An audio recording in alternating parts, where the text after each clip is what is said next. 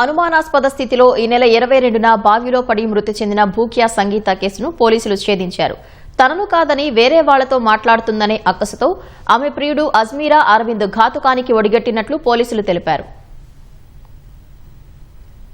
అప్పటి నుంచి వీడికి అంటే ఇష్టం ఉండదు అన్నట్టు, ఇంకా పెళ్లి చేసుకోకుండా డిసైడ్ అయ్యింది. కానీ గతంలో ఈ అమ్మాయి వీడికి ఇచ్చి పెళ్లి చేయము, అబ్బాయికి ఇచ్చి పెళ్లి చేయమని వాళ్ళ తల్లిదండ్రులంటే పుల్లమంది అయింది. సో మళ్ళీ ఈ అమ్మాయి నన్ను వదలదు, ఏదైనా చేస్తుంది, నన్ను తప్పదు నాకు అని చెప్పి ఈ అమ్మాయిని పక్క జరుపుకుంటేనే నేను నాకు సేఫ్ సైడ్ గా ఉంటాను ఒక ఉద్దేశంతో వీడు దీన్ని ఒక ఆత్మహత్యగా చిత్రీకరిస్తే అమ్మాయి చనిపోయింది కాబట్టి వీడు తర్వాత నెక్స్ట్ ఎవరైనా చేసుకోవచ్చు, వీడికి మీదికి రాకుండా ఉంటుందని చెప్పి కామ్గా పోయి సింగిల్ ఒకడే బైక్ మీద వెళ్తాడు. వెళ్ళి అమ్మాయిని పిలిపించుకుంటాడు, మాటలు ముచ్చడు చెప్పినట్టు చేసి మాటల్లో మాట పెట్టి బావి దగ్గరికి అట్లా తీసుకుపోయి బావి మాట్లాడినట్టు చేసి బావిలో వాటర్ బాగానే ఉన్నట్టున్నాయి కదా అన్నట్టు అమ్మాయి 9 నెట్టేసినప్పుడు అమ్మాయి బావిలో పడిపోయింది. ఊరు అవుట్స్కట్స్, ఊరికి చాలా దూరం, తండాకు చాలా దూరం ఉండడం వల్ల ఎవరు అక్కడ అందుబాటులో లేరు.